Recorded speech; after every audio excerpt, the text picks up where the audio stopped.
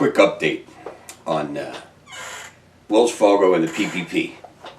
First, we hope everybody's safe as the country's starting to open now. Let's hope that we're on the backside of this whole mess. Having said that, lucky for us, we actually had a good month and looks like we're going to be able to stay in business. And we even got PPP money. Unbelievable. I got federal funds for the first time in my life. Didn't come from Wells Fargo though. No. It came from a small bank, local bank, that I can't even do business with because they can't offer me the services I need to run my business. But the banker was unbelievable. Called me, texted me, ran through this stuff, made sure the application was right. The application was finished on the day that the first round of money ran out at the federal government. Surprisingly enough, that's the same day Wells Fargo decided to finally send me an application to fill out. I got the local banker working his tail off to try to get me the application all filled out, get it checked by his underwriters, get it sent in. And he calls me and says, hey, federal's out of money. Wells Fargo says, oh, here's an application.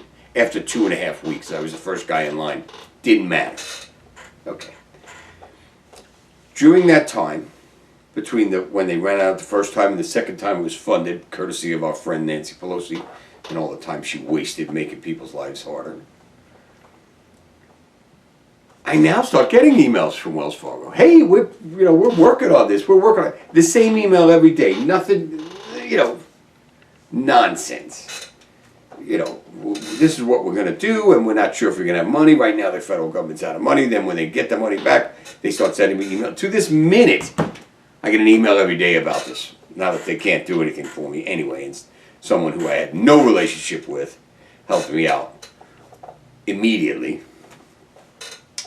As a matter of fact, on their website today it says, we're no longer accepting PPP applications. Really? What good did it do anybody anyway? So the bottom line is, the federal government comes up with some more money, and 2 days after that money is available, this local bank gets me my share from a payroll standpoint of the PPP money.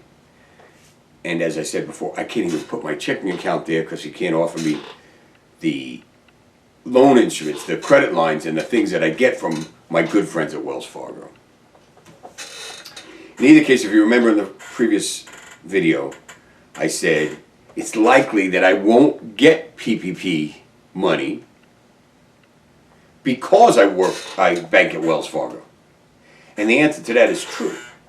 I didn't get PPP money because I did bank with Wells Fargo.